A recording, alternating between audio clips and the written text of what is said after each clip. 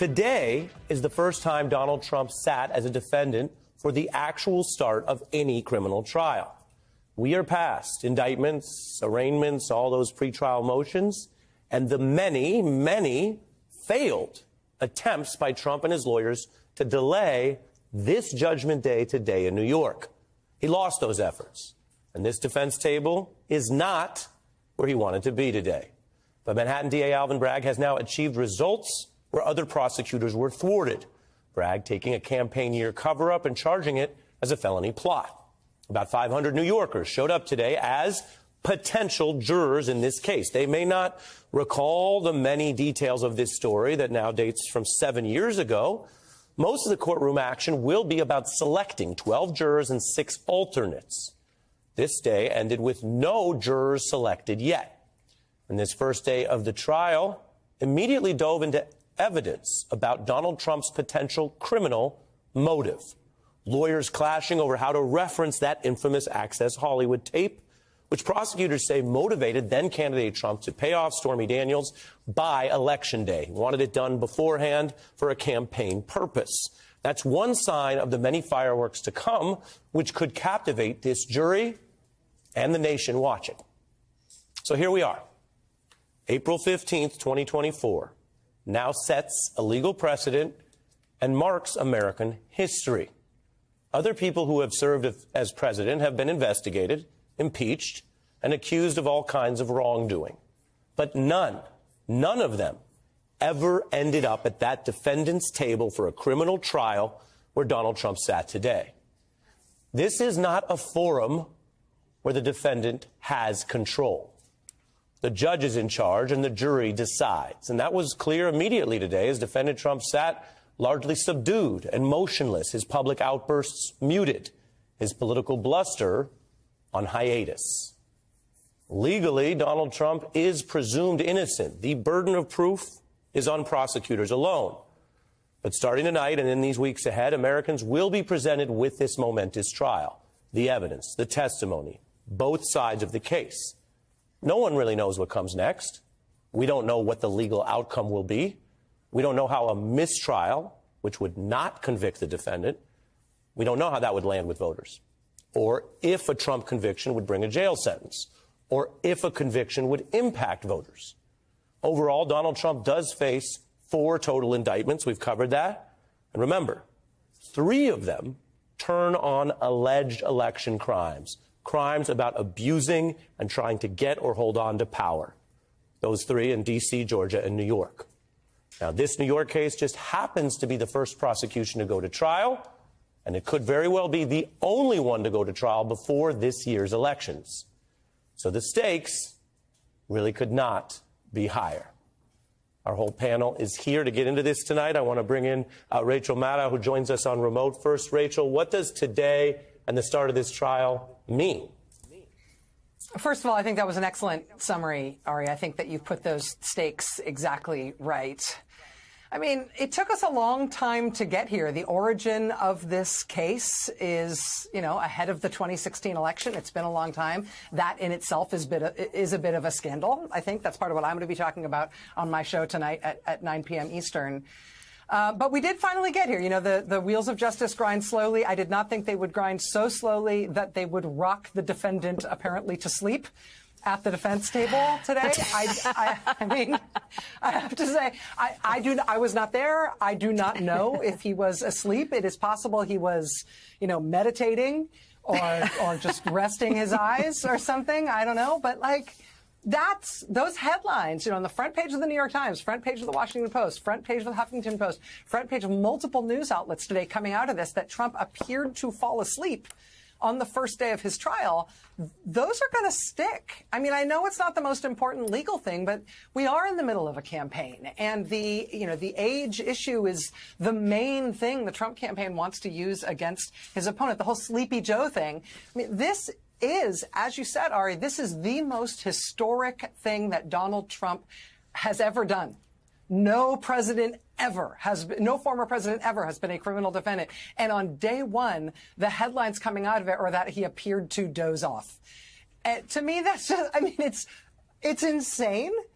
It's also a reminder of how scary, however scary and somber and important this is. We're also dealing with somebody who is just fundamentally buffoonish. And this will be as much a reminder of that as it is of all the more serious things here that are at stake. You know, this is a guy, we've already had mentions today of like the one alleged mistress and the other alleged mistress, and the doorman who's making the allegations about the alleged love child with the third alleged mistress. And then, and the crux of this is not who he slept with. The crux of this is his alleged criminal conspiracy with the National Enquirer. I mean, this really is a fundamentally buffoonish person. And this will center that in the mind of the American people in a way that, you know, him staying awake in court today might have diverted. But this is what we've got. You go to the election with the candidates you have. Yeah, and Rachel, this goes, as you say, back to 16. So I have one more question about that, and then I think Chris looked like he wanted to react to your point about the courtroom decorum. But Rachel, on 2016, you've advised everyone from all the way back then, watch what they do, not what they say. Even when what they say is so outrageous, it sometimes merits a certain amount of understandable reaction. What he says is, I'll testify. What he says is, bring it on. But what he does is try every which way, including in a final losing motion this morning, to prevent the very judgment day in this process that we're now going to cover. Yes, that's exactly right. The motions to delay this, to recuse the judge, to move the venue, to move it to federal court, to get the charges thrown out. I mean, these are all things that a defendant is eligible to try, right? The defendants have a lot of rights, and they can exercise all of them without prejudice against their case. But he's desperate to make this go away. And going all the way back to the original investigation here, when he had control of the U.S. Justice Department, in particular when he had his guy Bill Barr in the U.S. Justice Department, Bill Barr took remarkable, I think, national scandal level steps to try to make this investigation and this case go away on Trump's behalf. There's a reason this case has bothered him from the beginning. And, you know, again, watch how they behave when confronted with it, not what they say when they try to dismiss its importance. Well, just to Rachel's point about the campaign dynamics, the optics of all this, and the sustained eye resting that apparently happened in the courtroom. I mean, I do feel like if you call your opponent Sleepy Joe, you have one job for the rest of the campaign, which is like you got to like clockwork orange those puppies like open at all times. But it's also interesting too to imagine. I mean, again, this man, who I think is not a particularly emotionally regulated individual and does not have a tremendous degree of self-mastery and discipline, in a situation in which, to your point, Ari, he doesn't control things, in which he doesn't control the pace, the conversations are happening outside of his purview, but he has to sit there and watch it. I mean, it is... I really can't think of a thing that's more nightmarish in some ways for him, just at a personal level of like, you don't have like the stimulus, you're not getting like little ego bumps from some social media replies, and you just got to sit there and watch this day after day. I mean, this was day one. This is weeks and weeks of this. So just at the most sort of human level, I was just watching the reports today and thinking about just the sheer psychological torture. I really mean that is this. And then also the point that he keeps making, which is true, although not for the reasons he says, which is he's not on the campaign trail talking to people. Like, he's not doing events with, like, you know, the farmers in Michigan or whatever swing state rally he would be doing. He's sitting in a courtroom in New York where he's accused of serious crimes and felonies, where a serious case is going to be presented. Yeah, I mean, I was struck by the visual of him in the courtroom. Obviously, cameras are not in the courtroom. We didn't see, but we did see the photo of him in the courtroom. He looks small in that photo, a little rough in that photo, I think it's fair to say. But he also was treated as every defendant would have been treated, as that's how our justice system should work. He walked down those same dark, dingy hallways, right, that others did. He had to face the judge and answer some simple questions. That's not him, to Chris's point, controlling his own narrative and kind of spouting out to the public. And that struck me. I was a little surprised by that. The other thing I thought was striking is this whole case has been shorthanded, right, as this hush money case. We're all talking about so many legal cases at all the time. The hush money case, the hush money case. And today, it really brought to the surface not just the details about this particular case, but Karen McDougal in that case, the paying off, as Rachel mentioned, the National Enquirer paying off people to prevent stories from emerging.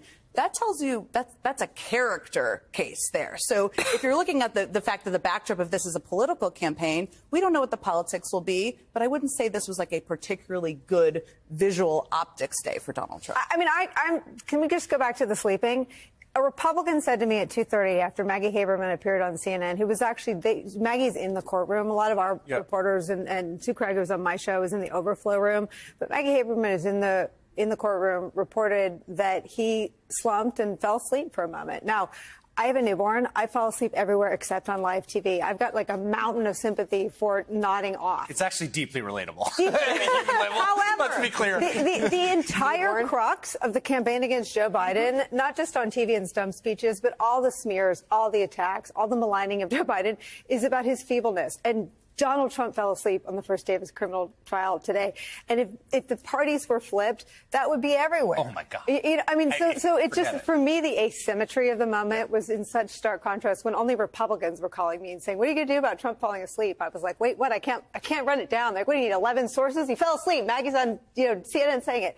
The other thing about today is that Trump is running on the crimes he was charged with in the two jacks. He's running on the insurrection. He starts his rallies with, ode to the insurrectionists and me together forever, me and them. He is running on stealing classified documents, saying, when you're president, you can do it because of the Presidential Records Act. He's not running on having sex with Stormy Daniels and Karen McDougal and paying the National Enquirer to catch and kill those stories. Not running on these facts because he doesn't want these facts in front of the country. Rachel, you were nodding. Go ahead.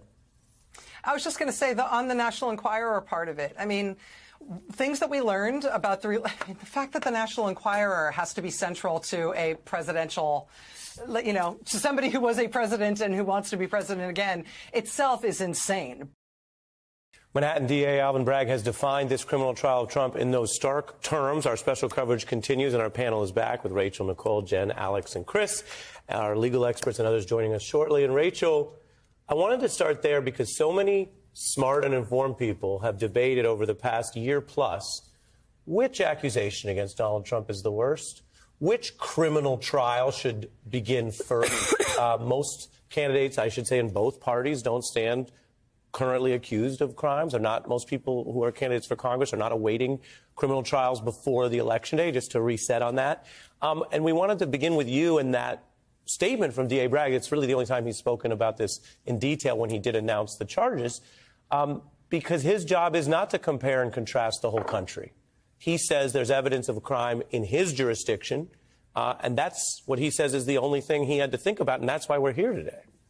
Yeah, and I mean, I think when we think about the timeline here, I mean, I think it's important to remember that these charges, in some ways, have sort of been in the queue. They've been lined up for 5.5 years since Michael Cohen, 5.5 years ago, pled guilty in federal court to federal campaign finance violations that prosecutors said, and Michael Cohen admitted under oath, were committed at the behest of individual one, who was Donald Trump. I mean, this crime was described in federal court with proof to support it nearly 6 years ago. And what happened between then and now that finally, in a whole different court system, in New York State court, Trump is finally being held accountable for a crime that happened so blatantly and so obviously and so long ago. And that saga itself is partly the story of Trump's political power and how he chose to use his political power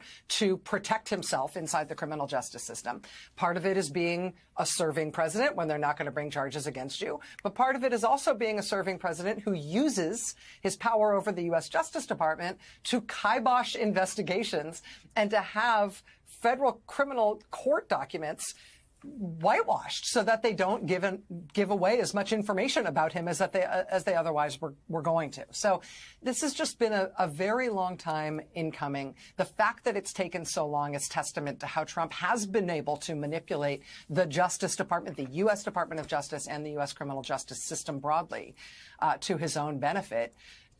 I feel like it's almost a miracle that we got this case into trial at all. The fact that there are 3 more stacked up behind it just tells you about the litany of alleged criminality that this candidate drags with him into this election season. Well, and to Rachel's point, I mean, Rachel is the person who I feel like I've learned the most on the degree to which Barr and the Department of Justice, acted in a scandalous fashion, right? To hijack the normal processes so that the person named as individual one would not amount to anything. But I also think when you look at the chronology here, there is a clear trajectory and through line, which is the 2016 election was the subject of 2 different criminal conspiracies. This criminal conspiracy, which is pled to by Michael Cohen in a federal court, and the Russian criminal conspiracy, sabotage the election, which has been charged with indictments of Russian foreign nationals who will likely never face justice.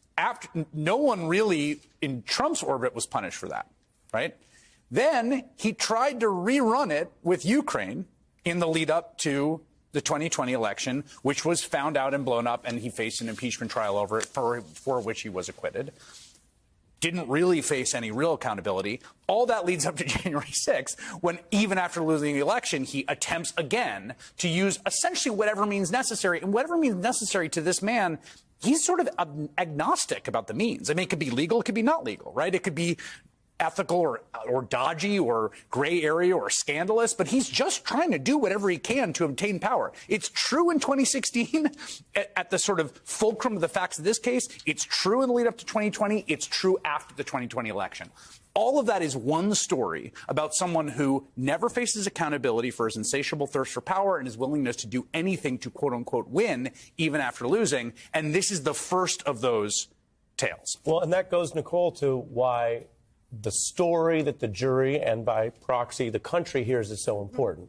I'm curious what you think, but I would argue that if it becomes only a tawdry tabloid story, you can probably find 1 or more jurors who aren't there. But if it's a democracy story, which is what D.A. Bragg said, and you just spoke to the evidence on that, it becomes something larger. It's about cheating, right? I mean, sports just went through one of the biggest stories in a decade with the interpreter for Shohei Ohtani, right, being taken off the field literally for stealing. I mean, it's a crime that everyone can understand. Stealing, cheating, lying. These are easy to understand crimes. And I think the reason Donald Trump has worked so hard to make this one not go to trial is because it's an easy to understand crime. The jury's going to be asked to figure out if Trump did some things that are pretty easy to understand. And back to Rachel's point, the first people that found Trump to be liable as a conspirator was the Bill Barr Justice Department. And Jeff Berman writes about this in his book, how involved DOJ leadership down in Washington was at editing the sentencing memo, which describes Donald Trump as individual one over and over and over again. Michael Cohen paid the money to benefit individual one. Michael Cohen, everything, and again, not a lawyer, but I for some reason always get picked to be on juries. I mean, the jury's going to be asked to look at Michael Cohen. Michael Cohen didn't have the sex with Stormy Daniels. Michael Cohen didn't become president. Donald Trump did. Michael Cohen went to jail. I mean, one of these things is not like the other. And I think the story is a pretty simple story about pretty simple crimes. Rachel, you've been invoked. Go ahead. I was just going to say, I mean, Nicole, I've heard you say that starkly before about Michael Cohen, and it always weirds me out a little bit, but it's very true in a very fundamental way. It's super gross, but we're talking about Trump. It's always got a super gross element to it. My ears are turning red, like I'm getting that little, just, sorry, raised in the suburbs, very Catholic, can't handle it. But the basic idea here is very true. Think about the fact that Michael Cohen went to prison for this. Michael Cohen did not have sex with Stormy Daniels. Michael Cohen was not running for president. Michael Cohen received no benefit from this whatsoever. Why is he the one who is the only one who's gone to prison for it, particularly when it wasn't like he invented this as his own idea to please the boss. Right. It's essentially admitted to that the boss advised him to do this, that this was part of Trump's effort to get elected, to keep this information away from the public during the election. It just can't be, as a fundamental matter of fairness. And I think Nicole and Ari, you're both right. As a fundamental matter of fairness. No jury is going to look at this and say, yeah, the one guy who should go to prison for this is the guy who had to zero out his home equity line of credit in order to do this for his boss, because the last time the boss had to pay hush money to another alleged mistress, he stiffed the tabloid publisher who put the money up for him that time. So this time I got to do it. Okay, yeah, you're the one who must be punished. It just doesn't make sense. You can't tell yourself any story about that where there's a crime that has been described and admitted to and litigated in court, and the one who ends up the only one who ends up in jail because of it is Michael Cohen. But we begin with how defendant Trump is struggling to run his campaign while stuck inside this courtroom today, a challenge partly of the defendant's own making, because he is the one who over and over delayed this and other cases. Now he's in one at this unfortunate time period for him. Today we learned Trump must be present for basically the whole trial. That could run 6 weeks or more. The judge ruled, for example, against defendant Trump's request to skip certain days. And the campaign does plan more traditional events on weekends and using the court's off day, Wednesdays, for fundraising. The tension with the campaign schedule goes way beyond the calendar. Evidence shows voters are repelled by this damning evidence and the whole ordeal of a criminal trial. And that may be why Trump delayed and delayed and delayed today from happening earlier. It's also, of course, why he's accused rivals in both parties of supposed crimes. And it's why most people view this trial and the claims here as pretty serious. Many Republicans say they would oppose Trump if he were ultimately convicted. Those views are a reminder that many people oppose electing a convicted felon to the White House and defer to the courts, not public debate or hyperbole, to actually find out if any given defendant running for office is guilty. I want to bring in our panel, starting with the aforementioned Lawrence O'Donnell, who joins us. Lawrence? Great to be here, Ari. Your thoughts and the point that we talk a lot in the words of law, legality, and crime. People talk about the insurrection like a crime. But the polling suggests a lot of people are waiting for the court system to decide if he's Yeah, well, I don't think it has any impact on his campaign schedule at all. He's already the laziest presidential campaigner in history. This is a presidential campaign that can go days on end doing nothing or putting out a video that takes 8 minutes of his time at home. And we saw how he's going to campaign. He's going to go out to those microphones, which they should not have, in the courthouse. And he's going to campaign in the courthouse every day, before the trial, after the trial. You've never seen a criminal defendant get that option before of, yeah, whenever you're walking in or out of the courtroom, we're going to make sure there's a whole, camera bank over here and microphones for you as a criminal defendant to say whatever you want to about the case. And the giant problem with that in this particular case is Donald Trump is not going to testify. He's not going to testify in any of his cases, especially not this one. But he is going to, in effect, testify in the courthouse every single day by going out to the only thing we can see, since we're not allowed in the courtroom with cameras. Right. He's going to be the only televised participant in this trial, and everything he says out there would be, as you know, inadmissible in the courtroom. And it will all be relevant to the courtroom. It'll be relevant to the way people perceive what's going on in the courtroom. And the DA is not going to follow him to that microphone. There is no plan at all in the DA's office to how do you counter a criminal defendant going to a national microphone every single day, minimum of twice. And their answer to that is, we don't know. We work in the courtroom. The minimal thing that should have been established is that microphone setup just isn't there in the courthouse. That the judge could have controlled. They didn't.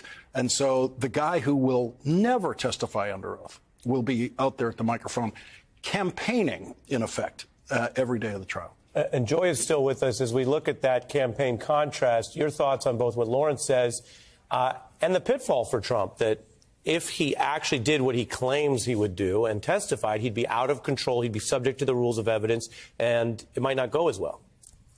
It might not go as well, and I think Lawrence makes a really good point. Is, there is the Donald Trump laziness aspect of it, absolutely, but he's not lazy when it comes to talking and running his mouth. This is terrible for the campaign because the facts in this case, as sort of slimy as they are, take us back to the first time he ran and the problem that began the very month that he began running for president.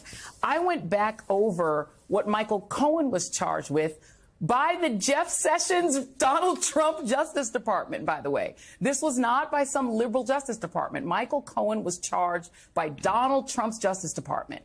In June of the year Donald Trump begins running for president, June of 2015, he starts running. Michael Cohen doesn't join the campaign, but they give him a campaign email.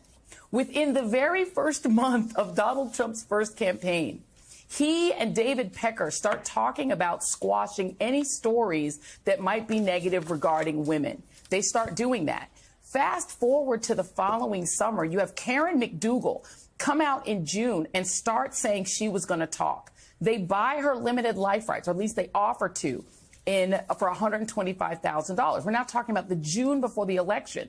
They can't even close that deal before Stormy Daniels comes out and says she's going to talk too. And so they're literally, let me just read this one little very quick thing that I'm going to read. This is from the Michael Cohen indictment. Cohen caused and made the payments described herein. That's through David Pecker to Karen McDougal and to Stormy Daniels, or he made that one directly to Stormy Daniels, in order to influence the 2016 presidential election. In doing so, he coordinated with one or more members of the campaign, including through meetings and phone calls about the fact, nature, and timing of the payments. As a result of the payments solicited and made by Cohen, neither woman one nor woman two spoke to the press prior to the election. They charged him with campaign finance violations, Ari. They charged him with that crime and named Donald Trump without using his name as individual one. The problem for Donald Trump is that all of the facts in this case, as sort of gross as they are for us to think about, all go to the fact that the entirety of his initial campaign for president was plagued by this one issue of his relationships outside of his marriage with women. And then you get to October when the Access Hollywood tape drops. It's very clear when you just read the Cohen indictment that this was a crisis for Donald Trump's campaign. It's very hard to get outside of these facts. And you can say whatever you want about Michael Cohen. The reason that he is a convicted felon is the stuff he was not before he did this for Donald Trump. Everything he did that is a crime that they're going to try to use to impeach him, he did for individual one. So every fact in this case is going to be both unnerving, I think, to independent voters who will be reminded and jogged back into their original vision of Donald Trump as this undisciplined cheater who cheats on his marriage and who cheated in the election. Look, I hate to ever disagree with Lawrence O'Donnell, but I'm going to in this moment because I do think, and we've all talked about this a little bit, the more sometimes you see Donald Trump, the more people see Donald Trump, the more we saw sleepy Donald Trump today a little bit. He didn't say anything particularly memorable at the cameras. He may in the days to come. There's many days to come, but he also may say things that are very crazy. And that, I think, may also influence independent voters. We don't know yet. I will say to Joy's point, I mean, one of the most interesting things about this, and Rachel mentioned this too, the National Enquirer of this all, which is a big part of this story. We have Lachlan Cartwright on tonight on the show, who was the #2 guy at the National Enquirer. He said in his New York Times piece, he wrote, "It was the 13-page statement of facts that brought me to tears." Right? This is the guy who's the #2 at the National Enquirer, okay? Because of the role they played in Catch and Kill. And not just one story, multiple stories. And that tells you a lot about who Donald Trump is. So we don't know how the public will consume it. New Yorkers aren't talking about it on the streets today. But it does tell you about his character. It does tell you about who he is. It does tell you about his willingness to do anything, as Chris said earlier, to hold on to power. I mean, and the other piece of it, I think, I agree with you, Jen, is we're going to get some new information here. I mean, Bragg is not just going to have Michael Cohen there on the witness stand for weeks on end. He's bringing in, we already have a list of potential witnesses. You know, Karen McDougal is going to be up there. Keith Davidson, the lawyer for both Karen McDougal and Stormy Daniels, is going to be up there. The entire editorial infrastructure of AMI and the National Enquirer are going to be up there. Dave Pecker, Dylan Howard, Jeffrey McConney, the comptroller for the Trump Organization. These people have new perspective on a very tawdry story. And, like, if there's one thing this country likes, is a great story. Can I add two more to that? I mean, Madeline Westerhout, am I saying the last name correct? Yes. And Hope Hicks. These were people, I mean, Madeline Westerhout sat literally outside of the Oval Office. You cannot get closer to the Oval Office than the desk she sat at. She saw everybody who went in. She saw everybody who went out. She could look through the little peephole in the Oval Office and see who was in there. She knows a lot. Hope Hicks was on every phone call he was on. So what will we learn? We don't know, but we will certainly learn more about how they discuss this strategically on the campaign as a means of helping his campaign. And that seems to be part of the story here. And to the point of how important this was for the Trump campaign, this issue was something that Trump was trying to use against Hillary Clinton's candidacy because of her husband. And so we'll recall that at the debates, it was Donald Trump who decided, I'm going to invite women who've made accusations against Bill Clinton. That was his debate strategy. Invite women as guests of the Trump side of the debate who've made accusations against Bill Clinton. That's how important Donald Trump and the Trump campaign believed this issue was. And he did that before they purchased Stormy Daniels' silence, right? So he's the guy who's brought these women to the debate. Now Stormy Daniels might be coming out in the last couple of weeks of the campaign and telling her story. Well, we have to stop that, because that will destroy that debate strategy of bringing those women. I also think, to circle back to where you started at the polling about how people are evaluating this, I think, Lawrence, you're right. You're going to get this sort of unfettered, like, Trump will be at the cameras. Then what will be happening inside the courtroom will be under the rules of evidence, but off camera. Still a tawdry and, like, gross story. My instinct is that ultimately, like, the outcome and the verdict matters more than anything.